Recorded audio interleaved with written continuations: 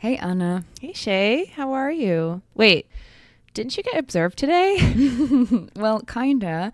I recorded my class to send to my supervisor. So I guess, Oh, yeah, I could be getting observed right now. yikes. How do you feel about that?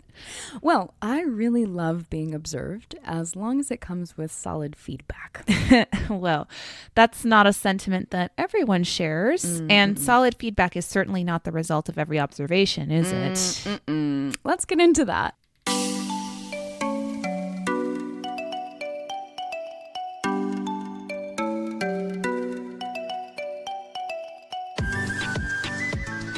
Hello, and welcome to the Teacher Think-Aloud podcast, a podcast for reflective practice for teachers of English around the world. I'm your co-host, Anna. And I'm Shey. And today we're going to explore the good, the bad, and the ugly of observations. Wah, wah, wah. So let's just say it. Observations are scary, or at least they can be for a lot of people. We put a poll out on Twitter asking if our listeners enjoy being observed and receiving feedback from supervisors. Do they like performance reviews, essentially? And actually, to my surprise at least, 75% said they do enjoy being observed. And 25% said they've never been observed. So not a single person said they absolutely loathe being observed. Who are these people? I don't know. But our question was perhaps too black and white. Dustin, the host of Sandman Stories Presents, actually very good podcast, great stories from around the world. Check it out, listeners. But so Dustin made a very astute comment. He said he hates being observed, but loves improving his teaching. That really resonated with me. Me too. I feel like a lot of times when I've done observations, teachers haven't been thrilled to have me in their classrooms. Maybe they felt like I was invading their space, you know? Totally. It's daunting to have someone watching your every move, and we can be reluctant to hear feedback sometimes. And depending on the skill of the observer, it might come as an attack on your character. Regardless of the skill of the observer, though, I think we need to first highlight that as teachers, we have to be receptive to feedback in order for the whole thing to serve its purpose, right? Yeah. Which is ultimately to improve our practice. Right. If we go into an observation situation like, oh, administrator so-and-so has been out of the classroom for so long, what do they know?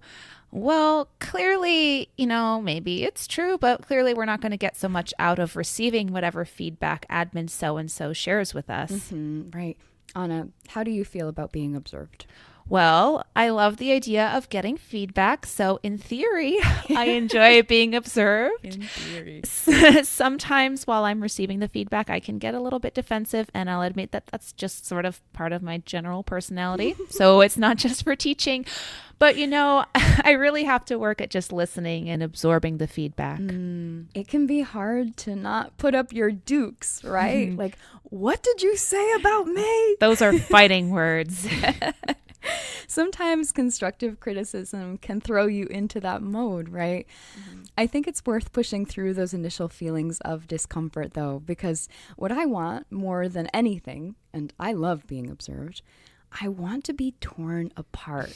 I want someone to basically come in there and pick my practice apart, just destroy me. Oh, wow. Well, yeah, I'm with you. I do want to qualify, though, that we don't want to be destroyed in a demeaning, pedantic way. Like, we don't want supervisors to come into our classroom not knowing anything about our context or our teaching philosophy and then just rip us apart, right? Of course not. No.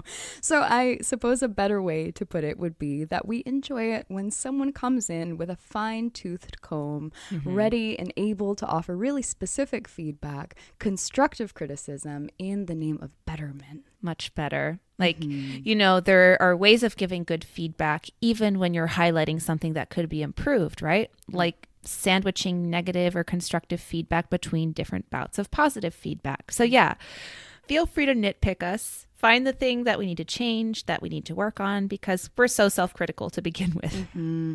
Right. But one negative side of being so hyper aware of our practice and what we need to improve on is perhaps the frustration that comes when the feedback we're getting is just not so specific. Yeah, like tell me something I don't know. Mm-hmm. What irks me the most is vague feedback, like, oh, that went well. That activity was interesting. Like, really?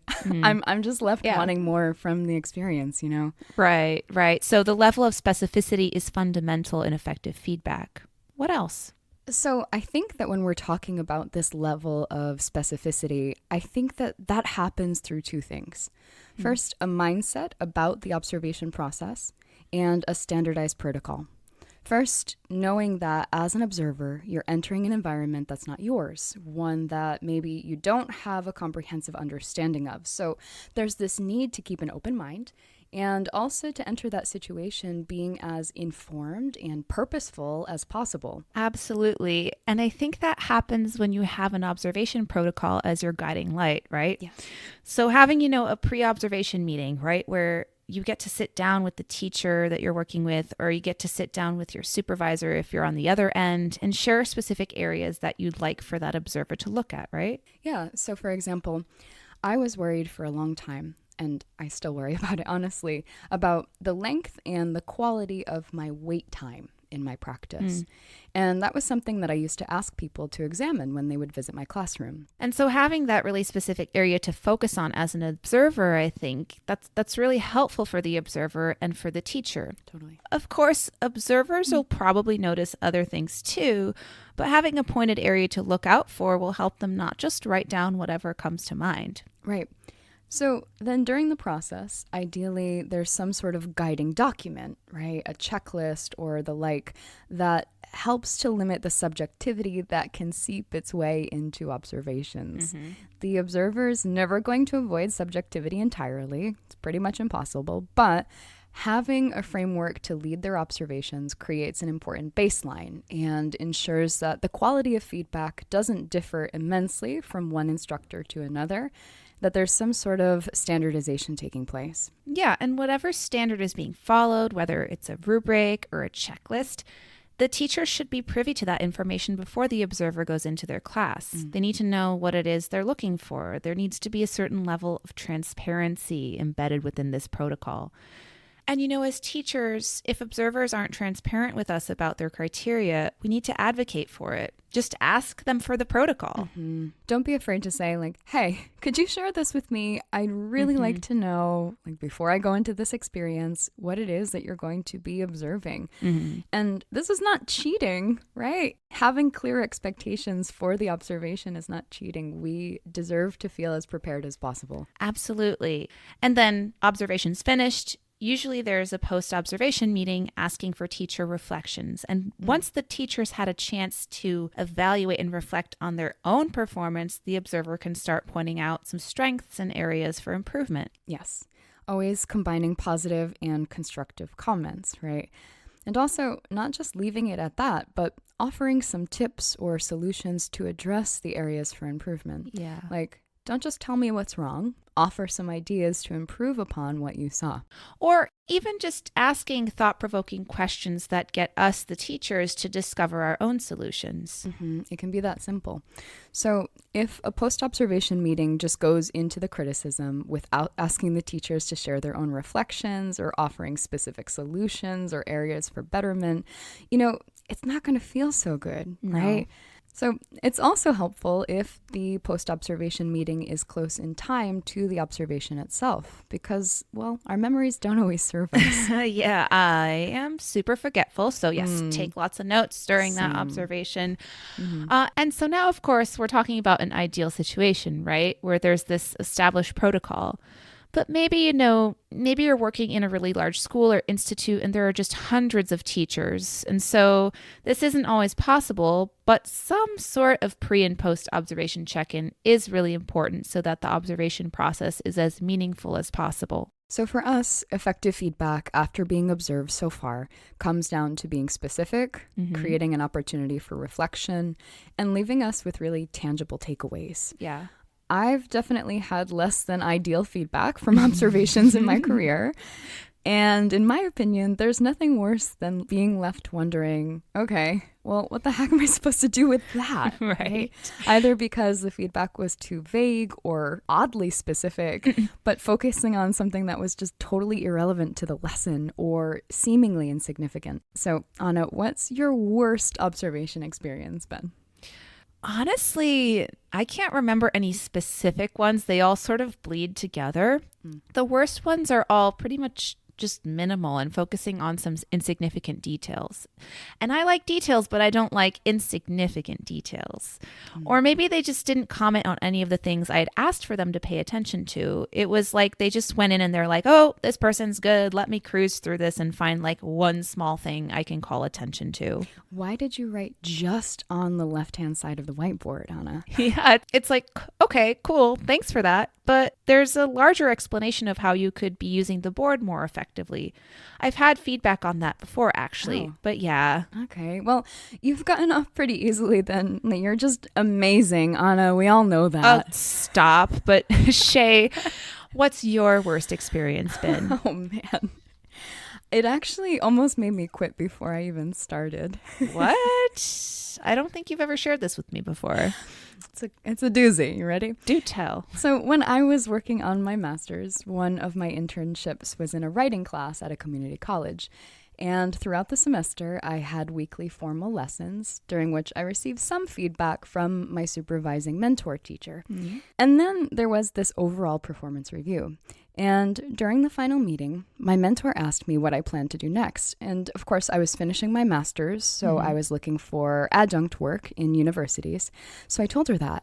And she responded with, "Are you sure you're ready for your own class?" Oh my gosh. And I was absolutely astounded because over the course of 15 weeks, 15 weekly lessons, she had given me just minimal constructive criticism. Made me feel like I was on the right track. I felt confident. And not to mention, I had already been teaching for several years. So it was just the college context that was new for me. Mm-hmm. I felt like as my mentor, she completely let me down and made me rethink my choices and my ability as an educator. I couldn't believe it. And maybe she didn't mean it that way. Maybe I took it the wrong way, but regardless, I was heartbroken. I mean, wow. I mean, it seems like that just totally came out of left field. She hadn't given you, and she hadn't really given you much specific feedback besides, "Are you sure you're ready?" Like, ouch. That's just so unhelpful. Like, at least explain what you observed and why you're asking that question. Right. Especially when you're observing new teachers, they need a bunch of guidance and support. I mean, mentorship is one of the most effective ways of developing teachers. When these mentors take interest in you and what your needs are and the questions that you have, the concerns that you have in your practice, really making it a personalized experience, that can just have such a massive payoff for everyone involved, right? But not all of our observers are going to be amazing. Not all of them are going to be mentors. But I've had some really good observation experiences too. I don't know about you, but for me, like my best two observations, or I guess my top two, have always involved a narrative form of observation. So if you're not familiar with a narrative observation, listeners, it's basically like during your class, the observer writes down basically a narrative of what's happening in the class. So it's very detailed. They're constantly taking notes on what you said and what you did, like every aspect of the class. So I had a really, really good one in a class that I was teaching. And actually, the positive feedback that I received was constructive because my supervisor referred specifically to evidence in the narrative of how I had done X, Y, and Z. My supervisor was able to point out some very specific evidence that supported, like, I think it was why the atmosphere I had created was convivial. And she was like, "Yeah, you said every single student's name as they joined, even when they were late." And I hadn't even thought of that as something conscious that I was doing, but that's a great point. And I'll remember that in future classes as something that I should keep doing. And she even pointed to the parts in her script that she had basically written out about that. I appreciate the specificity of that kind of protocol. It's always helped me in a lot of ways. So how about you, Shey? Similar, actually. I really love narrative observations because they lend themselves to the bigger picture, and the observer is really committed to understanding the context of the lesson. Right. So just the simple act of gathering background information and not treating this lesson as just this isolated event. They're taking time to notice the reactions of my students and whether or not they're understanding what I'm saying and, what the looks on their faces might be when I share on a certain point. So I think that having that sort of larger picture mentality on the part of the observer has been really important for me and helpful because, as we mentioned earlier, it's easy to become defensive and to say, well, you don't know what we did on Monday, so you don't know why I made the instructional choices I did today, right? I believe that having an understanding of what's happened before and even what you plan to do as a result of the lesson leads to a fairer and usually accurate assessment of my teaching. If the observer is able to get a picture of that connectivity of all of it, it treats this teaching as more of this holistic kind of thing. Teaching is an art form, a work in progress. Really, it's about the process rather than isolated events, and observers who can recognize that are really great. Agreed, yeah. But not all feedback is going to be this great. So now, what do you do when you receive feedback that you can't work with? Either it's too vague to decipher, it's intangible, or it's just plain confusing.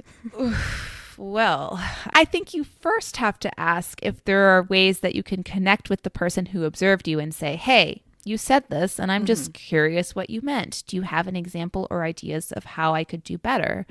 So asking questions to sort of make it work for you if that's something available to you. And maybe it's not. Maybe that person, for whatever reason, isn't responsive to our questions. So we need to take it into our own hands. See if there's something you can run with and make a plan for yourself. Talk to a colleague about the feedback, maybe even ask them to observe you, or simply spend some time on your own journaling, reflecting on some of the areas that your supervisor pointed out, and try to find some tangible takeaways for that. Right. There are also other resources to draw upon when you're struggling to interpret the feedback. But criticism, whether it's constructive or not, it might hurt. So what do you do when it hurts? Well, you cry a little, I think. Yeah, it happens. We're all human. Yeah. And it's okay to have emotional reactions to observations, I think. Performance reviews put us in a vulnerable position. Right. You cry a bit, but then we have to come to terms with the reality. There very well could be areas that we need to improve. And so we have to come to terms with the fact that we're not a perfect human. And we have to find ways to turn that into constructive feedback and then build it into our practice. Suck it up, you baby. It sounds harsh, but it's true. Even if feedback isn't delivered in the most articulate or kind way, it's an opportunity for growth. So do something with that feedback. So listeners, we'd love to hear from you. Are you able to suck it up and make the best of these sometimes challenging bits of feedback? Do you enjoy receiving feedback from your supervisors? And it's only fair, since Anna and I revealed our stories. What was your worst classroom observation experience? What was your best? You can join the conversation on our various social media accounts. Email us via our contact form at teacherthinkaloud.com or comment via Twitter, Instagram, Facebook, or YouTube. We welcome your reflections, questions, and ideas. For more resources related to today's topic, take a look at our website and our podcast anchor page, anchor.fm/teacherthinkaloud. And of course, if you've appreciated anything you heard today, consider sharing this episode with a colleague and help expand our reach. Thanks so much for joining us on the Teacher Think Aloud podcast. And until next time, happy teaching and happy reflecting.